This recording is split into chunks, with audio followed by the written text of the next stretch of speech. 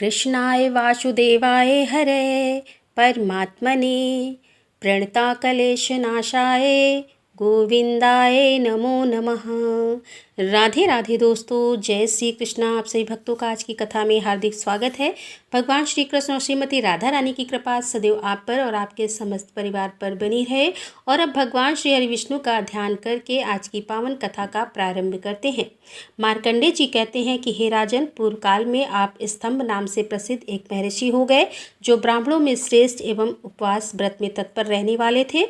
उन्होंने काम, क्रोध, लोभ और मोह को सदा के त्याग कर नर्मदा और मत्स्य के संगम के जल में प्रवेश किया था।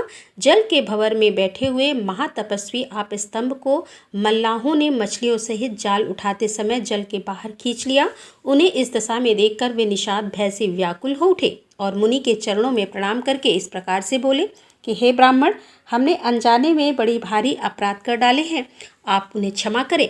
इसके सिवा इस समय आपका प्रिय कार्य क्या है, इसके लिए आज्ञा दें। मुनि ने देखा कि इन मल्लाहों के द्वारा यहाँ की मछलियों का बड़ा भारी संहार हो रहा है। यह देखकर उनका हृदय करुणा से भर आया और वे दुखी होकर बोले कि भेद दृष्टि रखने वाले जीवों के द्वारा दुख में डाले हुए प्राणियों की ओर से जो अपने सुख की इच्छा से ध्यान नहीं देता, उससे बढ़कर क्रूर इस संसार में दूसरा कौन है। अहो, स्वस्थ प्राणियों के प्रति यह निर्दयतापूर्वक अत्याचार तथा स्वार्थ के लिए उनका व्यर्थ बलिदान कैसे आश्चर्य की बात है। ज्ञानियों में भी जो केवल अपने ही हित में तत्पर हैं, वह श्रेष्ठ नहीं है, क्योंकि यदि ज्ञानी पुरुष भी अपने स्वार्थ का आश्रय लेकर ध्यान में स्थित होते हैं तो इस जगत के दुखातुर प्राणी किसकी शरण में जाएंगे। तो मनुष्य स्वयं अकेला ही सुख भोगना चाहता है, उसे मुमुक्षु पुरुष पापी से भी महापापी बताते हैं। मेरे लिए वह कौन सा उपाय है जिससे कि मैं दुखित चित्त वाले संपूर्ण जीवों के भीतर प्रवेश करके अकेला ही सबके दुखों को भोगता रहूं। मेरे पास जो कुछ भी पुण्य है वह सभी दीन दुखियों के पास चला जाए और उन्होंने जो कुछ भी पाप किया हो वह सब मेरे पास आ जाए। इन दरिद्र, विकलांग तथा रोगी प्राणियों को देखकर जिसके हृदय में दया नहीं उत्पन्न होती, वह मेरे विचार से मनुष्य नहीं राक्षस है। जो समर्थ होकर भी प्राण संकट में पड़े हुए भय विमल प्राणियों की रक्षा नहीं करता, वह उसके पाप को भोगता है। अतः मैं इस दीन दुखी मछलियों को दुख से मुक्त करने का कार्य छोड़कर को भी वरण नहीं करना चाहता। फिर स्वर्ग लोक की तो बात ही क्या है। मुनि का यह वचन सुनकर मल्लाह लोग बहुत घबराए। उन्होंने महाराज नाभाग के पास जाकर सब बातें यथार्थ रूप से बतलाई। नाभाग भी वह वृतांत सुनकर अपने मंत्रियों तथा पुरोहितों के साथ मुनि का दर्शन करने के लिए तुरंत ही वहां आए। राजा ने उन्हें देवकल्प महर्षि का भली भांति पूजन करके कहा कि हे भगवान, आज्ञा दीजिए, मैं आपकी कौन सी सेवा करूं। आप स्तंभ बोले कि हे राजन, यह मल्लाह बड़े दुख से जीविका निर्वाह करते हैं। इन्होंने मुझे जल से बाहर निकालकर बड़ा भारी परिश्रम किया है, अतः तुम मेरा जो उचित मूल्य समझो वह इन्हें दे दो।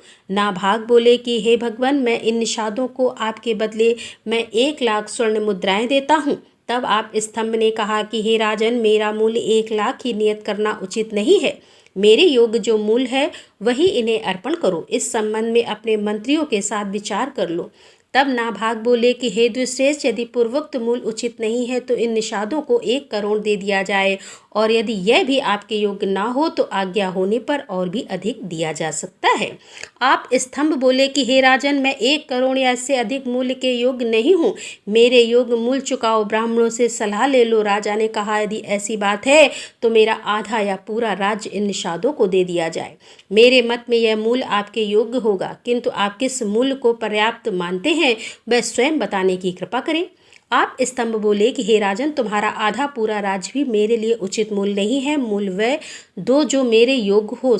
समझ में ना आता हो तो ऋषियों के साथ विचार कर लो। महर्षियों का यह वचन सुनकर मंत्रियों पुरोहितों के साथ विचार विमर्श करते हुए धर्मात्मा राजा नाभाग बड़ी चिंता में पड़ गए। इसी समय महातपस्वी लोमस ऋषि वहां आ गए। उन्होंने नाभाग से कहा कि हे राजन, भय ना करो, मैं मुनि को संतुष्ट कर लूंगा। राजा बोले कि हे महाभाग, आप ही इनका मूल्य बता दें, अन्यथा यह महर्षि क्रोध में आकर मेरे कुटुंब, कुल, बंधु बांधव तथा समस्त चराचर त्रिलोकी को भस्म कर सकते हैं। फिर मुझ जैसे अत्यंत तुष्ट एवं विषय मनुष्य की तो बात ही क्या है। लोमस ने कहा कि हे महाराज, तुम उनका मूल्य देने में समर्थ हो। श्रेष्ठ दुष्ट जगत के लिए पूजनी हैं और गौएं भी दिव्य एवं पूजनी मानी गई हैं, अतः तुम उनके लिए मूल्य के रूप में गौ ही दे दो। लोमस जी का यह वचन सुनकर राजा नाभाग मंत्री और पुरोहित के साथ बहुत प्रसन्न हुए और हर्ष में भरकर बोले कि भगवान उठिए, मुनि श्रेष्ठ, आपके लिए योग्यतम मूल्य प्रस्तुत कर दिया गया है। आप स्तंभ ने कहा, मैं प्रसन्नतापूर्वक उठता हूँ। राजन, तुमने उचित मूल्य देकर मुझे खरीदा है।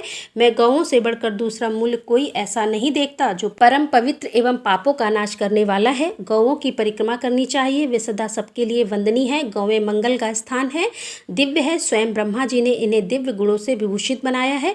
जिनके गोबर से ब्राह्मणों के घर और देवताओं के मंदिर भी शुद्ध होते हैं, उन गौओं से बढ़कर अन्य किसको बतावें। गौएं के मूत्र, गोबर, दूध, दही और घी, ये पांचों वस्तुएं पवित्र हैं और संपूर्ण जगत को पवित्र बनाती है। गाय मेरे आगे रहे, गाय मेरे पीछे रहे, गाय मेरे हृदय में रहे और मैं गांव के मध्य में निवास करूं। जो प्रतिदिन तीनों संध्याओं के समय नियम परायण एवं पवित्र होकर गांव से जागृते नेतम इत्यादि श्लोक का पाठ करता है, वह सब पापों से मुक्त होता है और स्वर्ग लोक में जाता है।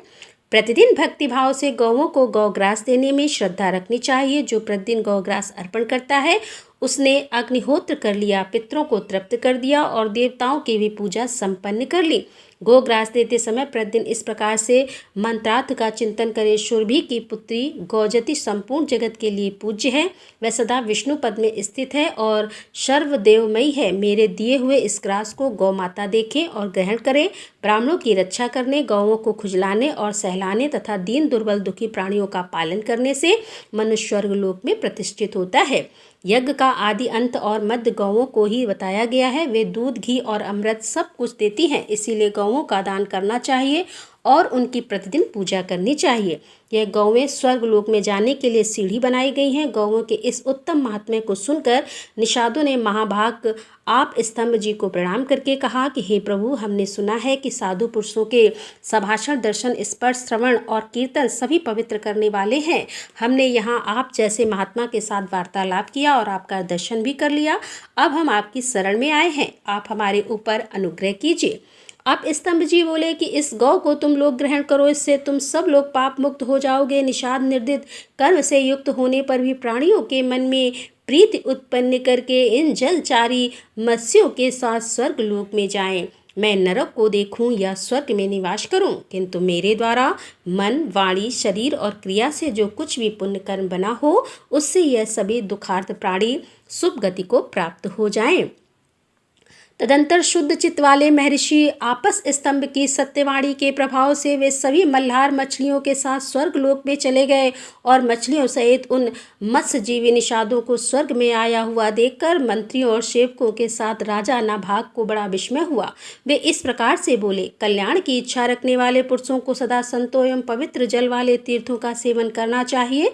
इस जगत में एक क्षण के लिए भी उनका संग किया जाए तो वह कभी निष्फल नहीं होता। अतः साधु महात्माओं के पास बैठे और उन्हीं के साथ उत्तम कथा वार्ता करें। तदंतर आपस स्तंभ मुनि एवं महातपस्वी लोमस ने नाना प्रकार के उत्तम पद सुनाकर राजा को बोध प्राप्त कराया।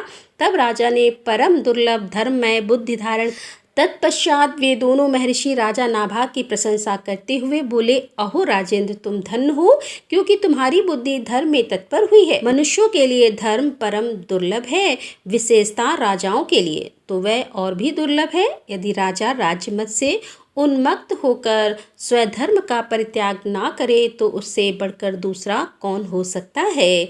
धर्म ही ध्रुव है, वह सदा अटल रहने वाला है। राज्य तो मोह रूप अथवा मोह का आश्रय है, वह स्थिर रहने वाला नहीं है, परंतु राज्य विषयक मोह होने पर नरक की प्राप्ति अत्यंत ध्रुव है।